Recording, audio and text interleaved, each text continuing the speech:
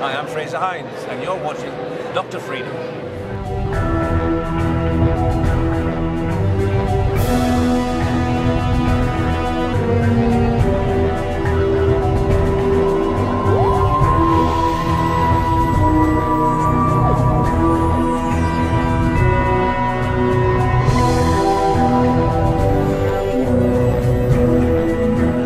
Folks, Dr. Freedom, every time some Doctor News from in and around the universe, or may or may not make you go, oh, God, Dr. Freedom, did you lose your mind? No, the last video was a total gag. I was just out there.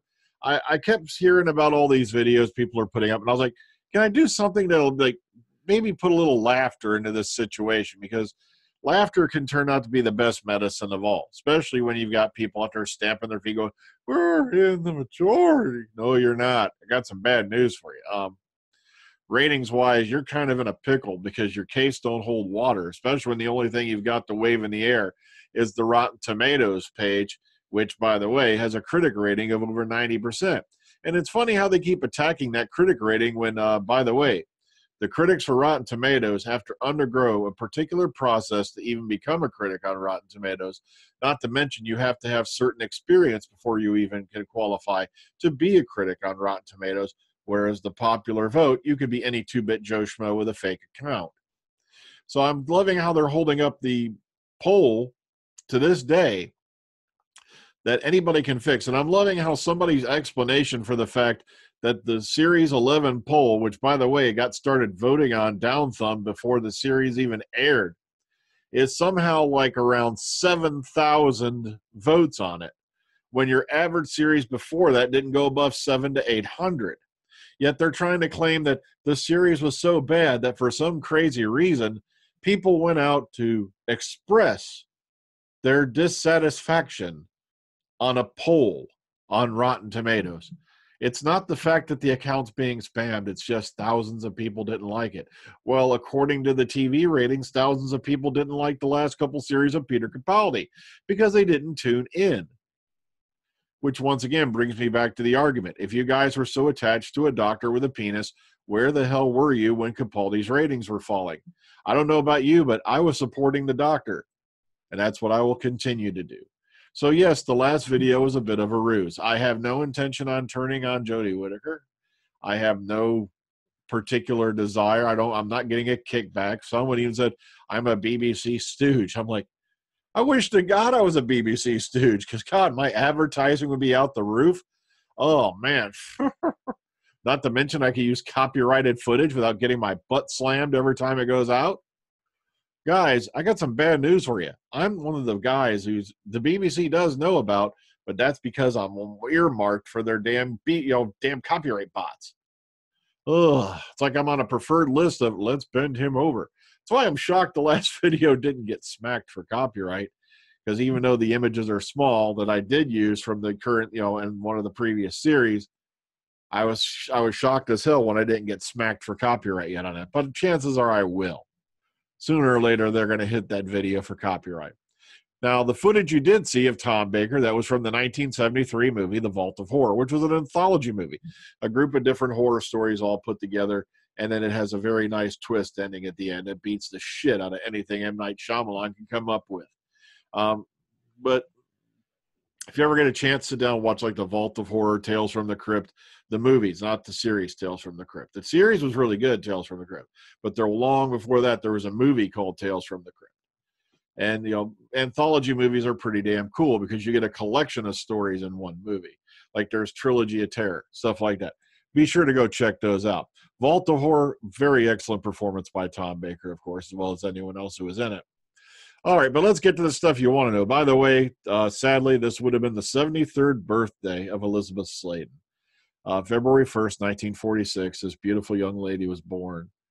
And like I said, I was literally crying the day they announced that she had passed. And this is somebody I never got to meet or anything like that, but it still hits me to this day. It really does. Also, today is the 57th birthday, I believe, of Lisa Bowerman, who the only time she appeared on screen on Who was as the one Sheeta lady. I think her name was Kara in Survival, which was the very last episode of the original series, that serial.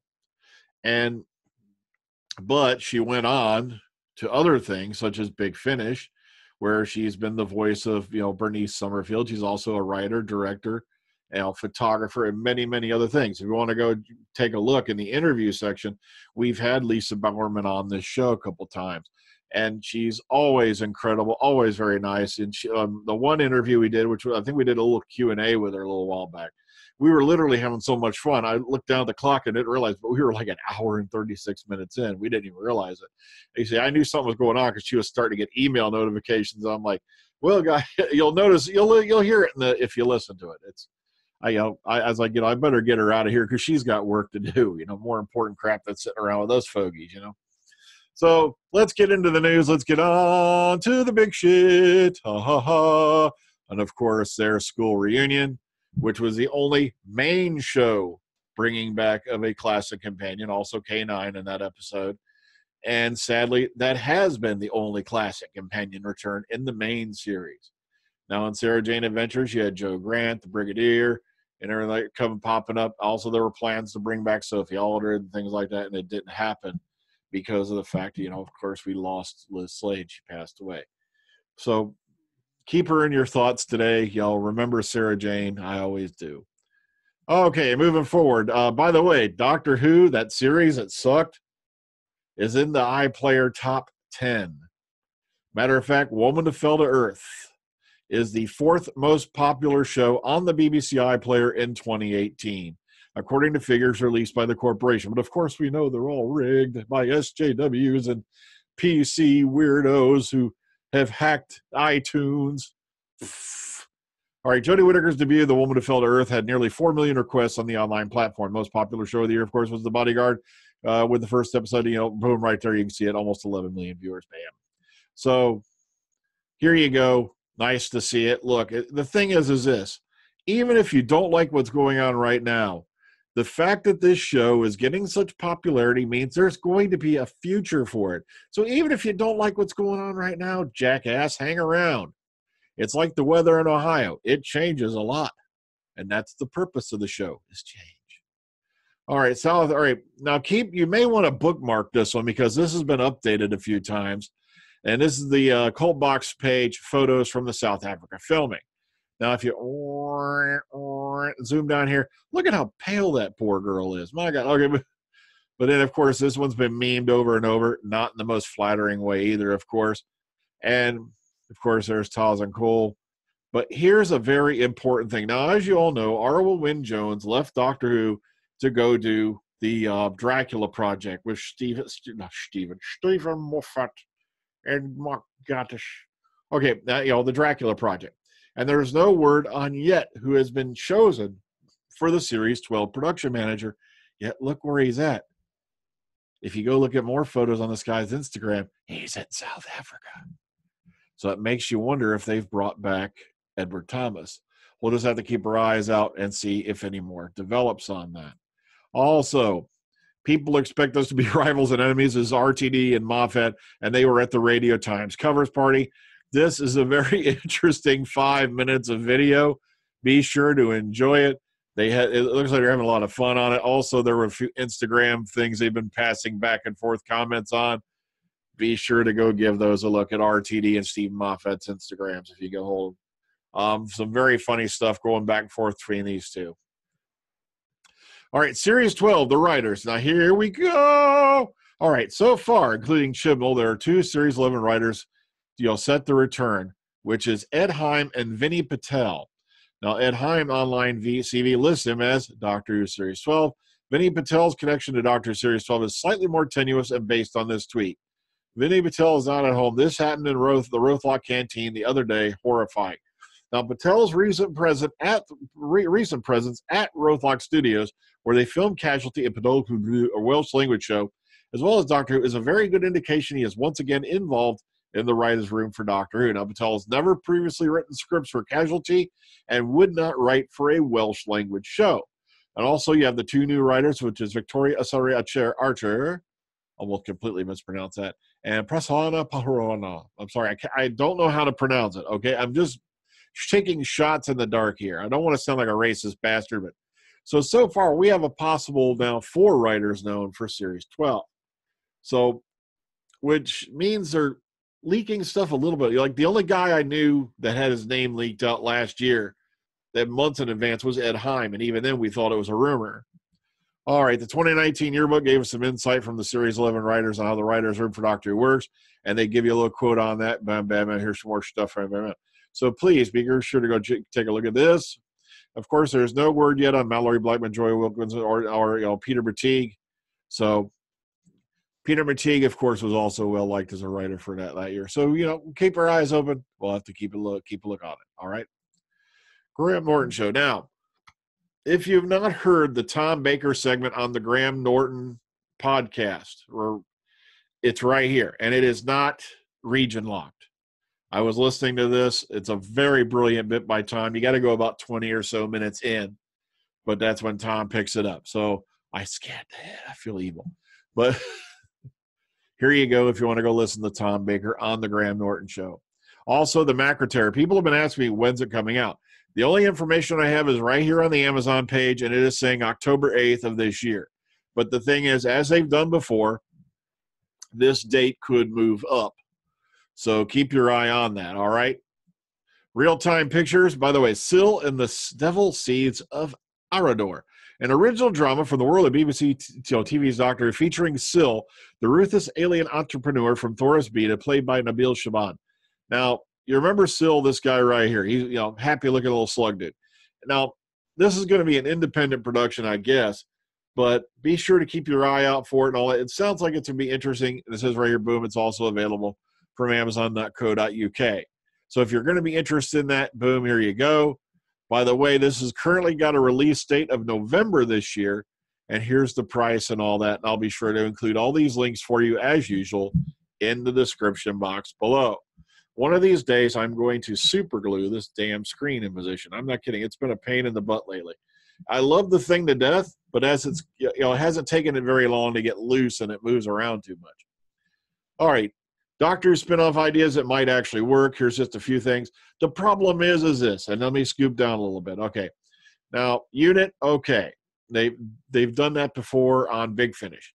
Animated series? Oh, hell yeah. That would be fantastic. But they won't do it. And I'll tell you why. BBC Archive. 8th Doctor series. Now, back when Night of the Doctor aired and the whole 50th anniversary hoopla happened, after this hit the screen and all that, people by the thousands sent letters to the BBC saying, look, we'd like to have something with Paul McGann in it. An 8th Doctor Adventures, they completely ignored it because it would, quote unquote, confuse the public. You see, they think most of these guys up in the suits, up there in floor 6, think you guys are Nimrods. And it's like, Torch would return, okay, but the problem is it depends who's in charge. David Bradley Who series, remember, he's in his 70s, if I remember correct. So how long would that go? And a unit political sitcom. No sitcom. And a crossover between Dalek Empire and Firefly. So just a few nifty, outside the box things there. All right, kids, keep moving. Dracula, by the way, is supposedly going to start filming very soon, and that, of course, is under the direction of Steve Moffat and Mark Gatiss. So if you're interested in that, here's an article for you on Radio Times. And sadly, to end off, Clive Swift has passed away at the age of 82. Now, you New Who fans will remember him from Voyage of the Damned as Mr. Copper, a.k.a. Belden Copper. And he was the founder of the Copper Foundation, which developed the Subwave network, which was later used in Stolen Earth and Waycon. Like that. Sorry, Stolen Earth and Journey's End. So, sadly, yeah, he has left us. Very popular actor for very many things. Yeah, unfortunately, he has passed away at the age of 82. All right, so once again, a lot of people are really getting tired of the broken record.